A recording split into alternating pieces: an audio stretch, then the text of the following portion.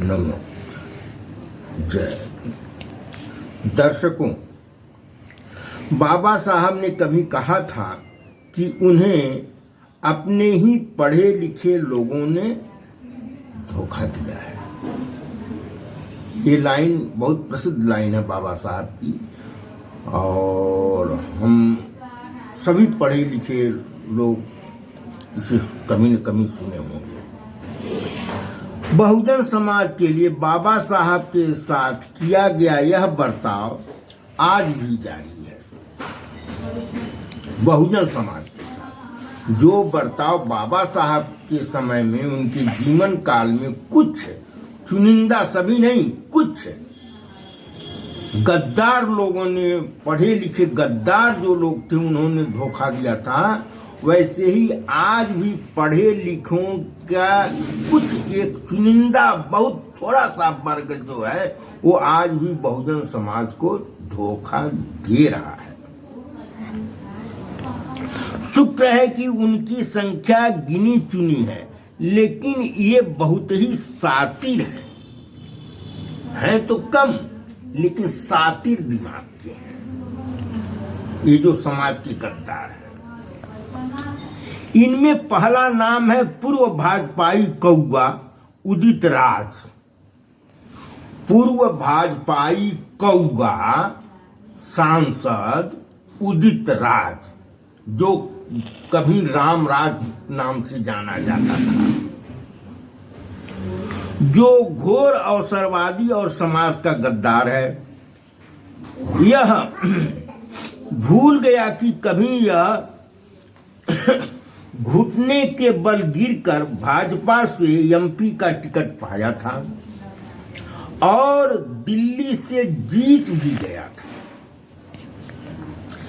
तब इसके दिल से बहुजन मिशन की भावना छूमंतर हो गई थी। तब इसके अंदर बहुजन मिशन की भावना नहीं थी, तब ये पक्का भाजपाई हो गया था, चाटुकार। अब यह बहन मायावती पर बहुजन मिशन को बेचने का आरोप लगा रहा है। कब? जब भाजपा से खदेड़ दिया गया और फिर कांग्रेस की चाटुकारिता में कांग्रेसी बन गया, तो कांग्रेस की चाटुकारिता में बहन जी के पीछे ये पड़ा हुआ है। गला घोटने की बात करता है बहन जी का। दूसरे संगठनों द्वारा किए गए कामों को अपनी सफलता और जीत बताता है। इतना एक कमीना है। भाजपा में रहते हुए मेमना बना था। यह पप्पू राहुल को बहुजनों का जननायक बताता है। बड़ा बेशर्म है, बहुत बेशर्म है। बार बार बेइज्जत किया जाता है, लेकिन अपनी आदत से बाज नहीं आता है। इसके निशाने पर केवल और केवल बहन मायावती रहती हैं, जो हरामखोर खुद भाजपा का सांसद रह चुका है। वह बहन जी को भाजपा से मिले रहने की बात करता है, जबकि ये खुद भाजपा में रहा है, भाजपा का सांसद रहा है, वहां से भगाया गया लतिया करके, और अब बहन जी को कहता है कि ये भाजपा से मिली नहीं है। इतना हरामखोर है ये। नंबर आता है रतनलाल का, जो डीयू में प्रोफेसर है। यह भौकालिया प्रोफेसर अपने को अंबेडकर वांग्मय का मर्मज्ञ तथा महाज्ञानी विश्लेषक और दूरदर्शी बताता है। बहुत भौकाल करता है। स्वघोषित तर्कशास्त्र का पंडित बताता है।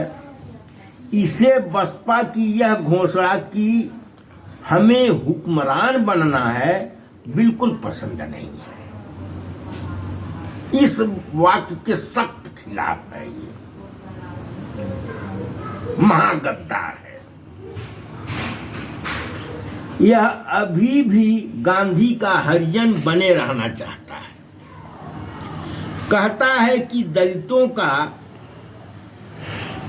उत्थान तो केवल कांग्रेस के कारण हुआ है। उसने जगजीवन राम को हमेशा केंद्र में कैबिनेट मंत्री बनाया। किसने? कांग्रेस ने। जगजीवन राम ने दलितों को लाखों नौकरियां दी। बात तो सही है कि बाबू जगजीवन राम ने लाखों नौकरियां दी दलितों को, लेकिन इस मूर्ख को कौन समझावे कि अरे मूर्ख, जगजीवन राम की जगह कोई भी दलित नेता होता जिसको दलितों ने आंख मूंद कर समर्थन दिया होता तो वह भी यही काम करता, क्योंकि इन्हीं इतने बड़े समूह के बल पर ही वो केंद्र में इतनी इज्जत वो पा रहे थे। किसके बल पर? दलितों के एक बड़े समूह के वोट के ही नाते उनको चाहे जवाहरलाल नेहरू हो चाहे इंदिरा गांधी हो, सभी लोग इज्जत देते थे। इज्जत देते क्या थे? वो मजबूरी थी इज्जत देना, कोई प्रेम से इज्जत नहीं, क्योंकि एक पूरा का पूरा उत्तर भारत का पूरा दलित समूह जो है पूरी तरह से जगजीवन राम के नाम पर कांग्रेस को वोट देता था। तो किसी को देता, ABCD कोई भी दलित नेता होता तो कांग्रेस जो है उनके लिए काम करती, क्योंकि उनको वोट की जरूरत थी। तो वोट की जरूरत थी तो दलितों को नौकरी देनी ही देनी थी। आखिर में इन्हीं दलितों की संख्या को और उनके वोट के महत्व को देखते हुए ही तो कांग्रेस ने उन्हें उतना बड़ा ऊंचा ओहदा दिया था। ये इस बेवकूफ को नहीं दिखाई पड़ता है, रतनलाल को। 40 वर्षों तक निर्बाध उन्हीं के बल पर तो शासन किया कांग्रेस ने, दलितों के ही बल पर। आज ये रतनलाल कहता है कि दलितों के सबसे बड़ा रहनुमा राहुल है, ये कहने लगा है। उन्होंने संविधान बचाया है। अरे मूर्ख, भारत का संविधान कागज का फूल नहीं है कि जो चाहे उसे भिगो करके मसल दे। भारत का संविधान अजय है। तुम कहते हो कि बेरोजगारी चरम पर है, जुडिशियरी में तथा सचिवालय में दलित सचिवों की संख्या नगण्य है, तो क्या 2004 से 2014 के बीच में नौकरियां फुल थीं? जुडिशियरी भरी हुई थी, जुडिशियरी में दलितों की भागीदारी पूरी थी, सचिवालय में दलित सचिव थे। कांग्रेस क्या कर रही थी? कभी तुमने पूछा? बेवकूफ, हरामखोर। नहीं तो कांग्रेस क्या कर रही थी?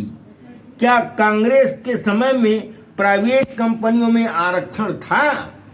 ये तुमने कभी पूछा? चाटुकार। यदि नहीं तो क्यों नहीं? कहते हो कि यदि की उम्र में जवाहरलाल नेहरू, मान्य और काशीराम को यूपी का मुख्यमंत्री बना दिए होते तो 1990 तक वे प्रधानमंत्री बन गए होते। अरे मूर्ख, यह बताओ कि जगजीवन राम को प्रधानमंत्री बनने से किसने रोका था? 1980 में जब तुम कच्छी पहन करके पढ़ रहे थे, 1980 में हम उसमें सर्विस में थे। हमें मालूम है कि किस तरह से इंदिरा गांधी ने पहले आश्वासन दिया कि ठीक है, हम जो है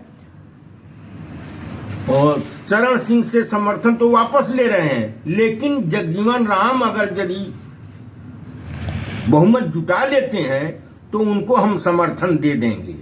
और जब जगजीवन राम समर्थन जुटा लिए, ठीक उसी बीच में इंदिरा गांधी ने समर्थन वापस ले लिया और लोकसभा भंग करा दिया गया नीलम संजीव रेड्डी के द्वारा।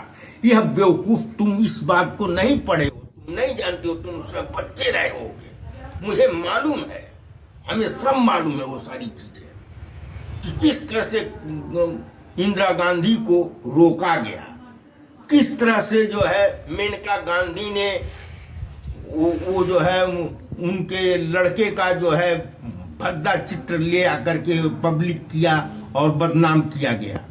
ये तुमको नहीं दिखाई पड़ता है? हरामखोर।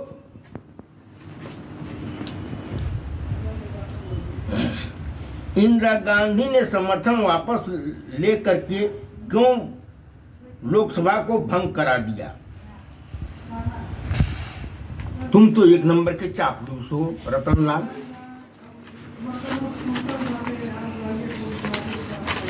इसके बाद नंबर आता है राजेंद्र पाल गौतम का। यह आप पार्टी का पूर्व एमएलए है, बार बार केजरीवाल को अपना नेता कहता था। जब आप पार्टी ने इसको निकाल दिया, इसके बाद भी ये कहता रहा कि नहीं हमारे नेता केजरीवाल ही हैं, जबकि इससे इस्तीफा ले लिया गया था तब भी ये कहता रहा हरामखोर कि हमारे नेता तो केजरीवाल ही हैं। अब यह कांग्रेसी हो गया है। कभी यह बौद्धमय भारत की बात करता था, यही राजेंद्र पाल गौतम बौद्धमय भारत बनाने की बात करता था, समाज को धोखा दे रहा था। अब बौद्धमय भारत की बात भूल गया। अब इसे राहुल न्याय योद्धा दिखाई पड़ते हैं।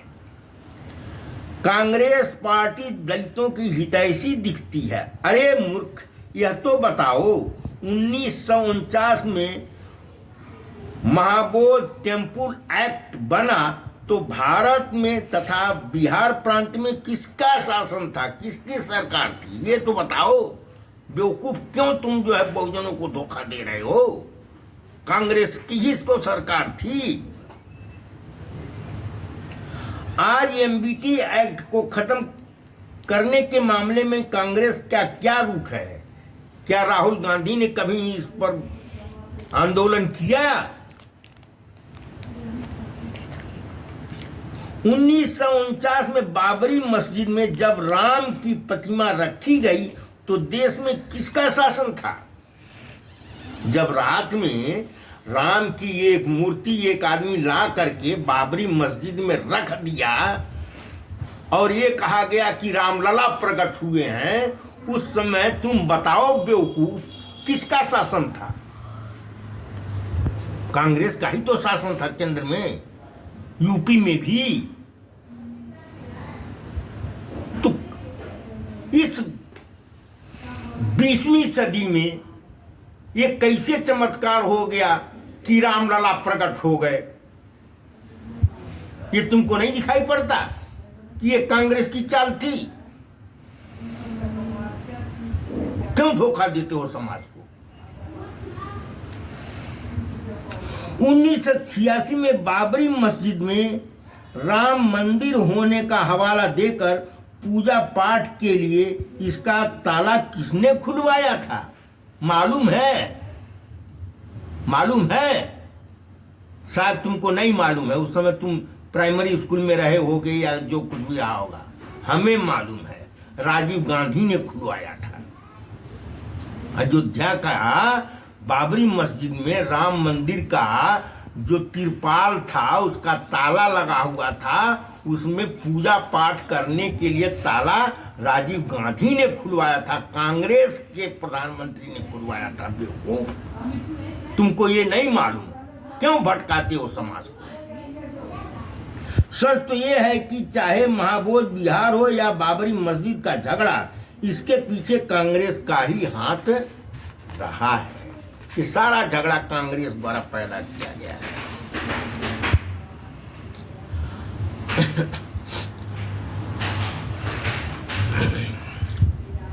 प्रोफेसर रविकांत का, हाँ, यह वही रविकांत जिसको कुछ वर्ष पहले विश्वविद्यालय में कुछ अराजक तत्वों ने खूब पीटा था। विश्वविद्यालय परिसर में इसकी कुटाई कर दी गई थी। तब बहुजन समाज के लोगों ने ही इसको बचाया था, वही रविकांत। जब पीट दिया गया विश्वविद्यालय में, तब से नेता बन गया और अब कांग्रेसी नेता बन गया है। अब यह कभी अखिलेश की तो कभी राहुल को दलितों का मसीहा बताता है, कहता है बस दलितों का लड़ाई या तो अखिलेश लड़ रहे हैं या तो राहुल गांधी लड़ रहे हैं। जिस अखिलेश को और जिस राहुल गांधी को बोलने नहीं आता है, उसमें भी अखिलेश तो कुछ बोल भी लेता है, राहुल तो कुछ भी एकदम नीरा पप्पू है, बोलता है। इसी को ये तुम बेवकूफ, तुम जो है उसको मसीहा बताते हो। उसकी हैसियत जो है मायावती के सामने क्या है, राहुल की क्या हैसियत है, भारत के संस्कृति के बारे में वो क्या जानता है, यहाँ की जनता के बारे में क्या जानता है, सिवाय इसके कि वो नेहरू परिवार का बच्चा है और तो कुछ नहीं है। तुम उसको जो है न्याय योद्धा और न जननायक और क्या क्या तुम सब बता रहे हो, हरामखोरों।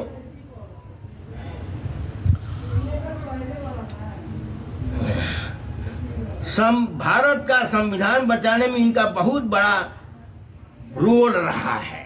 ओहो, राहुल नहीं होते तो संविधान खत्म हो गया होता। अरे क्या चापलूस हो, क्यों इतनी चापलूसी, इतने नीचे गिर करके तुम चापलूसी करते हो।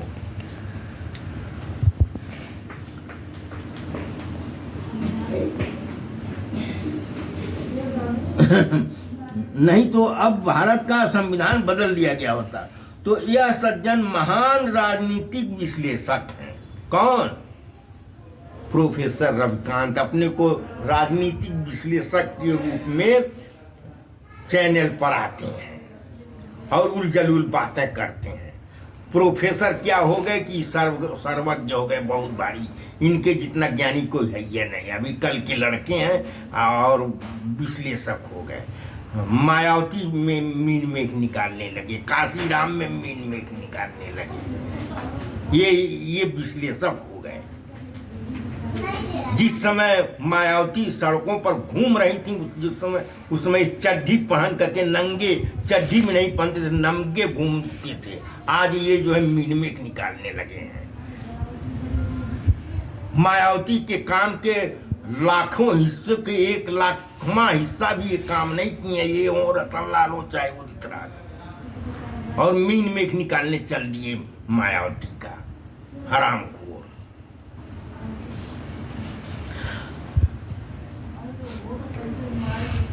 हमेशा कहते हैं कि हम तो इस 6 माह पहले ही बता दिए थे कि यह होगा। अब ये हमारी बात सही हो रही है। ये 1 नंबर का मक्कार है ये रविकांत। हर बात में कहता है इसको तो मैंने पहले ही बता दिया था। अरे बेवकूफ, तुम क्या बता दोगे? तुम्हारी क्या हैसियत, तुम्हारा क्या दिमाग है? तुम्हारा ही जैसे लोग जो है हमारे समाज का नाक कटा रहे हैं, गद्दार। एक बार फिर रतनलाल पर आता हूं। यह गद्दार मान्य काशीराम की पुस्तक चमचा युग पर भी प्रश्न उठा रहा है। देख रहा हूं, वीडियो मैंने देखा है। मान्यवर साहब के सामने इस मूर्ख की क्या हैसियत है, क्या दिमाग है? यह अपने को सबसे बड़ा पढ़ा लिखा आदमी मानता है। अपने ही, मैं बहुत बड़ा पढ़ा लिखा हूं, बहुत पढ़ा लिखा हूं, बहुत पढ़ा लिखा हूं। अरे मूर्ख, तुम ही पढ़े लिखे हो। बहुजन समाज में तुम ही एक सबसे बड़े पढ़े लिखे हो, और लोग नहीं हैं। हम लोग नहीं हैं, हम लोग पढ़े नहीं हैं। जिस समय हम लोग आंदोलन कर रहे थे उस समय तुम नंगे घूम रहे थे, समझे? और आज तुम जो है अपने को बड़का भारी प्रोफेसर बता रहे हो। अब बार बार लतियाए जाते हो अपने गलत बयानों के कारण। हरामखोर। कहता है कि काशीराम ने एक आदमी यानी बहन मायावती के महत्वाकांक्षा को पूरा करने के लिए भाजपा का समर्थन लिया। कहता है कि मैंने तो भाजपा का समर्थन कभी नहीं लिया। अरे मूर्ख, तुम्हारी हैसियत क्या है कि तुम भाजपा का समर्थन लो? तुम हो क्या? किसी तरह से नौकरी पा गए हो प्रोफेसर की, वो भी प्रमोशन नहीं हो पा रहा है। न जाने क्या कमी है तुम में, रोते हो कि प्रमोशन नहीं हो रहा है। नौकरी तो मैं भी किया हूं, मैं भी नौकरी किया हूं, क्लास 1 में उच्च पद से रिटायर हुआ हूं। हमारा तो कभी प्रमोशन नहीं रुका, तुम्हारा कैसे रुक रहा है? कौन सी कमी है तुमने? हमको तो नहीं अड़चन आई ऐसी।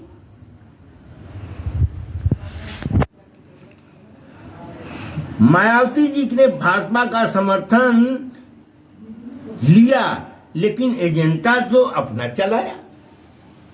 समर्थन लिया 3 बार, जो बार बार कहते हो कि 3 बार भाजपा से समर्थन लिया, तो 3 बार समर्थन तो लिया जरूर, और 1 बार अपने से बल पर हो, लेकिन एजेंडा किसका चलाया? असली मुद्दा तो यह है कि एजेंडा किसका चला? भाजपा का एजेंडा नहीं चल पाया।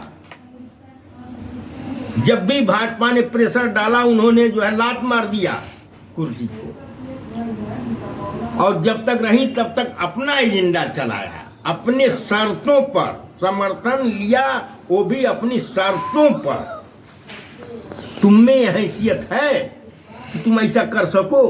कहते हो कि हमने तो नहीं लिया, मैं तो अपना खाता हूं। अरे तुम में वो है ही क्या कि तुम समर्थन लो? तुम हो क्या चीज? 3 बार सरकार बनाई, उसमें दलितों के लिए बहुत काम किया। जितना काम बहन जी ने किया है उतना तुमको दिखाई नहीं पड़ता है, या तो आंख मुदे हो, अंधे हो बेवकूफ तुम। उनके सम्मान में स्मारक, जिले, विश्वविद्यालय, चिकित्सालय बनाया। इस बेवकूफ को यह सब दिखाई नहीं पड़ता। यह केवल कांग्रेस का कुत्ता है जो केवल भौंकता रहता है। अरे बेवकूफ, बसपा सत्ता में चाहे जिसके भी समर्थन लेकर सरकार बनाए, एजेंडा तो अपना ही चलाया, एजेंडा तो अपना ही चलाया। काशीराम साहब तो सीधा कहना था कि हमें कमजोर सरकारें चाहिए। जब तक हमारी सत्ता न आ जाए तब तक राज्य और केंद्र में कमजोर सरकारें हों, ताकि हम उनसे बार्गेनिंग कर सकें। जो सरकार हमारे समाज को अधिक सुविधा देगी, नौकरी देगी, उसका समर्थन लेंगे और उसे समर्थन देंगे। वो अपने लिए नहीं, तुम्हारे जैसे हमेशा कहते हो हम तो किसी का खाए नहीं, हम तो। काशीराम किसका खाए रे बेवकूफ? बोल। काशीराम, तुम तो जो है फ्लैट में रहते हो यूनिवर्सिटी के। काशीराम तो गुम करके करते थे। उस काशीराम में तुम कमी निकालते हो, जिन्होंने 1 पैसा अपना बैंक बैलेंस नहीं रखा, अपने घर तक नहीं गए। उस काशीराम पर तुम अंगुली उठाते, तुम शर्म नहीं आती है बेवकूफ कहीं का? गद्दार। इस बेवकूफ को मान्य और काशीराम तथा बहन मायावती की राजनीति समझ में नहीं आएगी, क्योंकि ये महाघमंडी और बेवकूफ है। तो इस घमंडी और बेवकूफ रतनलाल को, रतनलाल तुम महाघमंडी और बेवकूफ हो, तुम अपने को कैसे, तुम प्रोफेसर, तुमको तो निकाल देना चाहिए, यूनिवर्सिटी को चाहिए तुमको निकाल दे। तुम जैसे बेवकूफ को तुम क्या पढ़ाते होगे? तुम्हारी तो भाषा मेरी समझ में नहीं आती है, तुम कैसे पढ़ाते हो? तुम्हारी भाषा मैं सुनता हूं तो जैसे लगता है कौवा कौवा बोल रहा है। इस तरह का प्रोफेसर बोलता है जी, है? तुमको भाषण भी देने नहीं आता है, चिल्ला चिल्ला करके भौंकते हो। कुत्ता हो क्या रे, हरामखोर है? कैसा प्रोफेसर हो? यूनिवर्सिटी तुमको रखी है, यही बहुत है। वरना तुमको निकाल देना चाहिए। मैं अगर रहता है वहां का हेड तो तुमको कभी का बर्खास्त कर दिया होता। ठीक है, धन्यवाद।